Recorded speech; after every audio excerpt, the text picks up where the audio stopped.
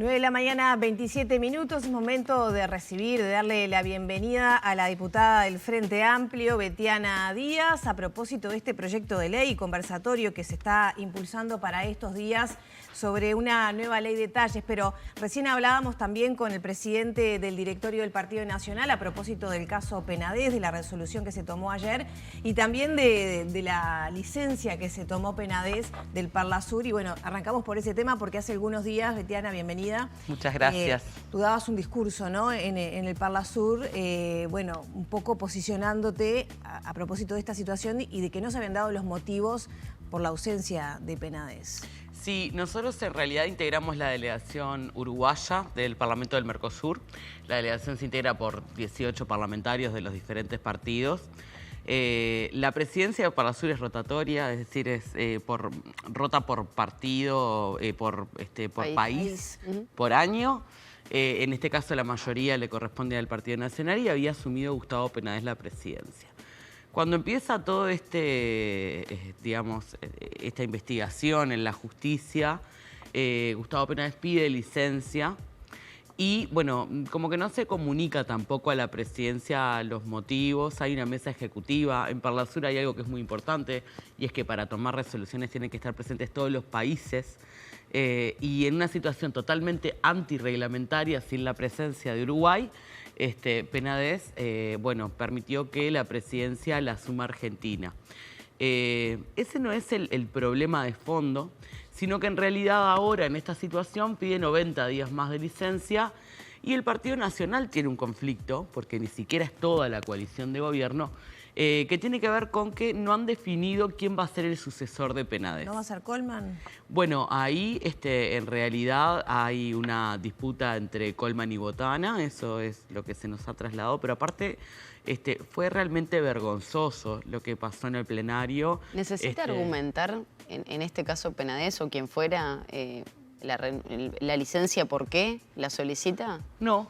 No, porque Pablo Iturralde decía, pero viven en Tokio, si no saben los motivos por los cuales se pidió la licencia a Penades, lo acaba de decir, si yo no escuché mal. Bueno, en realidad nosotros lo que planteamos es, hay una situación que es delicada, que no tiene un antecedente. Es el primer indicio, además, porque en este caso Gustavo Penades pide licencia, pero el Partido Nacional decide removerlo de la presidencia. Es decir, no es que pueda asumir otro, él tiene que renunciar a la presidencia. Por tanto, en realidad lo que se hace es, este es el primer indicio de que el Partido Nacional ha decidido retirar a Gustavo Penades de los cargos de responsabilidad y representación política. Pero si él no renunció, se fue de licencia. No, el partido lo sustituye. Lo sustituye, en este caso, como no había acuerdo dentro de la bancada del Partido Nacional, por Rubén Bacigalupe. Pero Gustavo Penades no va a ser más presidente del Parlamento del Mercosur. Por eso para nosotros era un hecho significativo que desde afuera a veces como se desconoce el funcionamiento del Parlamento del Mercosur, obviamente parece un hecho aislado no tan importante, pero en realidad, como vuelvo a decir, es el primer indicio de que el Partido Nacional empieza a retirar a Gustavo Penades de sus lugares de responsabilidad. Sin embargo, el directorio ayer decidió posponer la decisión de enviar el caso a la Comisión de Ética. ¿Cómo, digamos, cuál es la coherencia entre las dos acciones? En su opinión, por supuesto. A mí no me corresponde opinar sobre los criterios éticos de otro partido. En primer lugar, porque seguramente tengamos diferencias éticas y por eso yo integro unas filas y otros integran otras. De todas maneras, yo creo que en este caso, cuando hay una judicialización de estos procesos, puede ser parte de lo habitual. Lo que sí es cierto es que en realidad el Partido Nacional, más allá de lo que se diga públicamente, ha tenido acciones de retirar a Gustavo Penades, de que se tome licencia, de retirarlo de la presidencia de Parlasur. Es decir, de a poco también es cierto que la figura del senador ha salido de escena y eso tiene que ver también con una interpretación de qué es lo que está sucediendo hoy. Diputada, ¿esto mancha a todo el sistema político, este tipo de situaciones como la de Penades y las denuncias que tiene en su contra? ¿O es un caso aislado, puntual, de un legislador particular en su vida personal? Bueno, en primer lugar, las denuncias de abuso en nuestro país y en particular después de conocer los últimos informes sobre violencia ejercida sobre niños, niñas y adolescentes, no son un caso aislado. Yo creo que en realidad esto perjudica particularmente a una parte del sistema político. Creo que esto de alguna forma, además, queda muy en evidencia cuando se habla del pacto de caballeros. Ese pacto de caballeros que de alguna forma lo que hace es sostener la impunidad de quienes, estando en un espacio de representación o de poder, usan ese poder para explotar, en este caso. Eso fue un trascendido, por lo menos una fuente que habló con La Diaria, que no se pudo identificar, era un senador del Partido Nacional. De toda fila fue negada, ¿no? Bueno, pero el pacto de caballeros, así como expresión, yo lo que digo es, también es una forma que tiene la violencia machista y que tienen los varones, y en particular también los varones con poder, de plantarse ante la vida, ¿no? Y me parece importante también esto de... Creo que el sistema político se mancha únicamente si no da una señal clara de condena en estos casos, ¿no? ¿Cómo ve el actuar de Argimón allí, por ejemplo? El papel que está jugando Argimón. Sí, yo creo que en realidad Argimón es una mujer de partido. Entiendo que está siendo... Defensora de causas como, no la de Penades, sino al contrario, ¿no? Reivindicar derechos de las mujeres, de los niños. Es parte de las contradicciones, ¿no? Y es parte de las discusiones que nosotros tenemos cuando hablamos de los límites muchas veces de la lucha feminista y de nuestra lucha por la ampliación de derechos, que después tienen que tener un correlato en la vida real. O sea, nosotros podemos hacer mucho washing, es decir, usar muchos de esos símbolos, poner banderitas en las sedes, ahora sí después. Y eso es un problema que sí es de la política en general y que tenemos que resolver todo. El Frente Amplio también. También, cómo no, porque transitamos con contradicciones. Los partidos uruguayos son muy parecidos a su electorado. Y la sociedad uruguaya sigue siendo una sociedad donde hay mucho machismo. Claro, el riesgo también es condenar a priori, ¿no? Antes de que, por ejemplo, esto tenga una resolución en la justicia. Bueno, pero Gustavo Penades salió a decir públicamente, o se hizo público el hecho de que reconocía que llevaba muchachos a hoteles de alta rotatividad y que no les pedía documento. Bueno, pero él lo eso no deja implícito que sean menores. No deja implícito que sean menores. Es decir, hay una parte, digamos, que se reconoce de ese cierto modus operandi, que es lo que está hoy cuestionado, ¿no? Entonces, yo creo que es muy importante, por lo menos... Lo que está cuestionado es que le pagaba eventualmente, según se denuncia, a menores de edad. Sí, claro, explotación sexual infantil es lo que se está denunciando en realidad. Y me parece también que hay algo que tenemos que por lo menos tener siempre como, ¿no?, ese fiel de la balanza de las víctimas de abuso hablan cuando pueden. Eso es algo que sobre todo los medios de comunicación tienen que entender. Primero porque a la gente se la revictimiza, porque nosotros a veces... lo tenemos bastante claro y lo abordamos de la mejor manera posible. No lo digo puntualmente por porque ustedes. A veces es como decir todo el sistema político, todos los medios, a veces es como... Exactamente. Por eso, digo, marcamos las diferencias de lo que puede pasar a nivel del sistema político, cómo se maneja de un lado, cómo se responsabiliza, cómo se asumen esas cuestiones cuando estamos atravesados en una sociedad que obviamente el abuso sexual y sobre todo infantil lo tiene hasta los poros, ¿no? Es impresionante, porque es lo que decíamos hoy más temprano. Damos un día sí, otro también, casos de abusos de padres, de abuelos, de tíos, de hermanos, de amigos, de conocidos o de desconocidos. Entonces, es un tema que atraviesa la sociedad toda. Es un tema que nos atraviesa y yo creo que, bueno, hay que tratarlos con mucha responsabilidad, porque en este caso, además, la alta mediatización es porque es una figura del sistema político. Y bueno, y quizá también cuando uno ve cómo se abordan estos procesos, uno decide qué rol jugar, ¿no? Si en realidad está generando un terreno fértil para quien quiere denunciar después pueda sentirse con las garantías necesarias o no.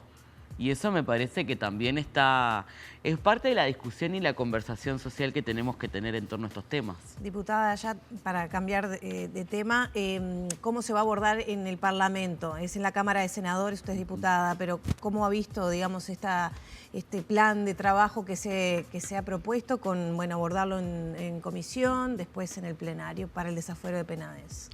A mí me parece lo correcto. En realidad esto tiene que quedar claro, los fueros son de la cámara, no son de la persona. Yo sé que esto se repite, pero hay como una idea de que si yo pido el desafuero, automáticamente dejo los fueros y no es así. Y eso implica que quien tiene que tomar la decisión de votar un desafuero es la propia Cámara. Para eso tiene que conocer los motivos, y los motivos no son los titulares de la prensa. Los motivos son los cuales exprese la Suprema Corte de Justicia y la justicia que pide justamente el desafuero del ¿Deberían quedar Senado. en reserva de la Cámara? Yo creo que acá hay una cuestión que es, estamos hablando de una situación muy delicada que involucra aparentemente a personas menores de edad, niños, niñas y adolescentes, y que en realidad para salvaguardar la integridad, sobre todo de las víctimas, para que no sean revictimizadas, por ejemplo, para que no estén sometidas a escarnio público, yo creo que sí, que hay que manejarlo con cautela y con mucha reserva. Y no hablo por el senador, sino básicamente para cuidar la integridad de las víctimas y de las personas denunciantes, ¿no? Bueno, le cambio de tema. Hoy va a ser tratado en Comisión de Equidad y Género de Diputados nuevamente el proyecto de la ley de talles. Bueno, ¿qué motiva, qué está detrás de este proyecto? Bueno, la verdad que es un gusto volver acá. Hace un año exactamente, sí, más o menos, estuvimos hablando de este tema. O sea, nos llevó bastante a hablar de esos acuerdos que, bueno, nosotros pensábamos que a final del año pasado podían concretarse. Pero finalmente este año me toca presidir la Comisión de Equidad y Género. Teníamos cierto acuerdo en volver a funcionar tempranamente, instalamos la comisión y ya en realidad habíamos tenido el tiempo suficiente para evaluar los acuerdos.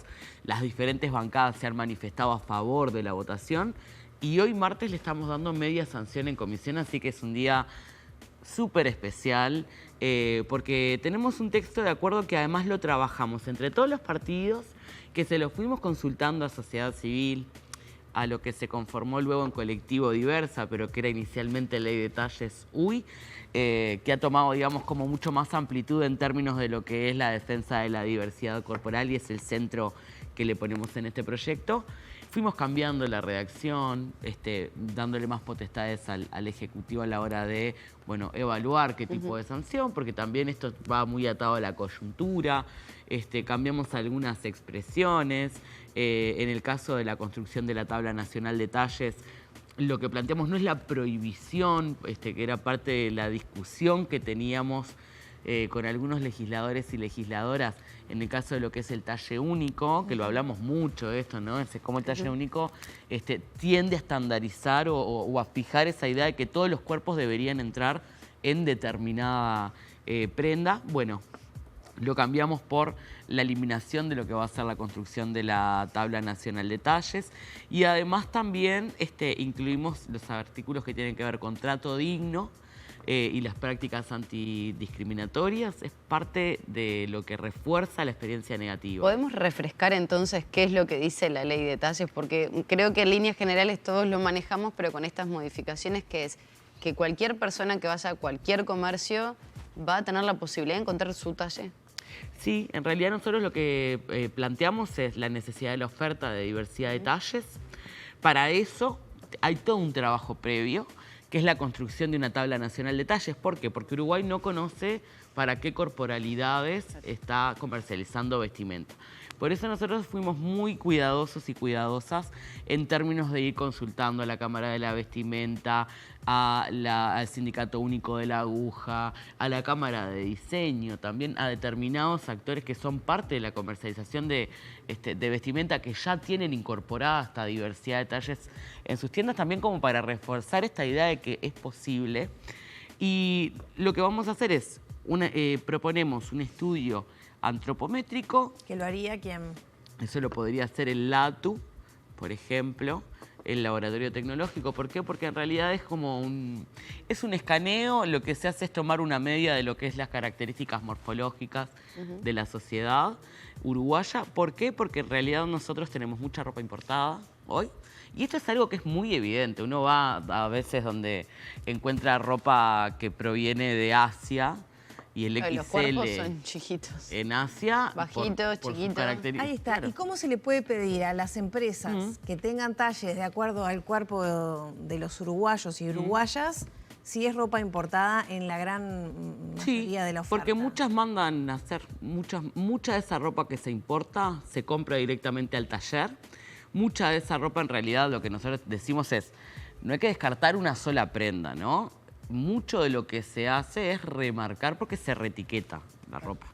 Acá muchas veces no te encontrás con hecho en Taiwán, sino que te encontrás con una grifa de una casa uruguaya. Ese reetiquetado que ya tienen incorporado la mayor parte de las tiendas de vestimenta es parte de lo que van a tener que adaptar. Y voy a poner un ejemplo, ¿no? O sea, nosotros planteamos la eliminación del talle único. Mucha de esa ropa que viene en contenedor, que muchas veces se compra al peso, que es un talle único. Nadie sabe qué talle es. Si nosotros definimos en la tabla de talles, esto es una situación muy hipotética, ¿no? Que el talle M en Uruguay tiene 60 centímetros de sisa. Si esta prenda tiene menos, va a ser un talle S, ¿no? Porque también lo que ayuda es a ordenar la dispersión que hay en los talles, y esto nos pasa a todos. Claro, vas un S en una casa es uno, vas en otra. Claro. ¿Y qué pasa con un comercio que diga, no, yo tengo libertad de elaborar prendas para cuerpos que luzca el modelo como yo quiero?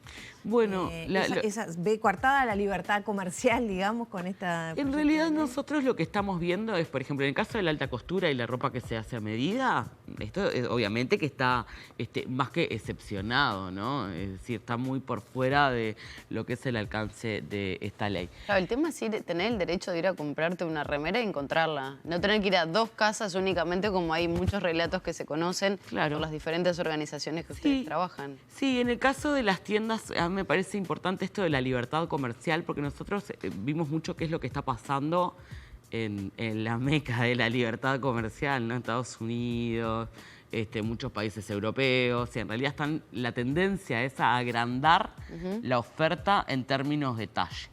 Están desde los talles petit, que son los triple XS, la gente que hoy en Uruguay tiene que ir a la sección niños a buscar ropa.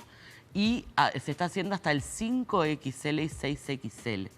Es decir, la gama es muy amplia y eso lo que demuestra es que en realidad donde se hacen estudios de mercado es porque eso funciona. Ahí está. ¿Y por qué tiene que ser regulado por una ley cuando naturalmente el mercado lo regula? Porque en realidad si hago ropa para modelos, la población no es modelo y no voy a vender nada. Bueno, porque hoy en realidad lo que tenemos es un problema de acceso a la vestimenta en Uruguay. Porque como no existe esa diversidad, lo que nosotros queremos garantizar es un derecho.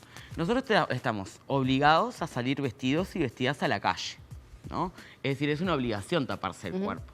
Pero también nosotros, una de las perspectivas que incorporamos en el proyecto es hablar de la vestimenta en clave de derecho. Es decir, la vestimenta a mí me tiene que poder permitir ejercer otros derechos. Por ejemplo, trabajar. La cantidad de gente que nos ha contactado en este tiempo que dice, bueno, yo no accedo a un uniforme de trabajo. Betiana, y rapidito, ya para cerrar, ¿va a haber a través de este proyecto también un incentivo a la industria textil nacional? Por esto que señalábamos, se remarca, se trae de otros lugares del mundo, la adaptación, acá crear es muy caro, ¿no? Elaborar vestimenta. ¿Hay un incentivo? Sí, nosotros lo planteamos en el proyecto esto, hay una serie de incentivos. Primero porque hay que cambiar muchas veces todo lo que es la moldería o incorporar algún tipo de tecnología o cambiar algún programa o de repente, bueno, reetiquetar.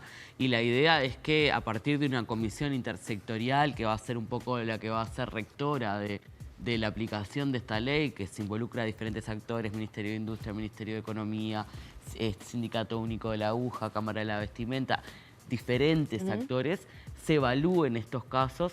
Primero, que haya un periodo de transición. Esto no es de un día para el otro, esto no es que realmente a nosotros nos gustaría tener una varita mágica y decir, bueno, mañana vas a ir y vas a conseguir pantalón de tu talla en todas las casas.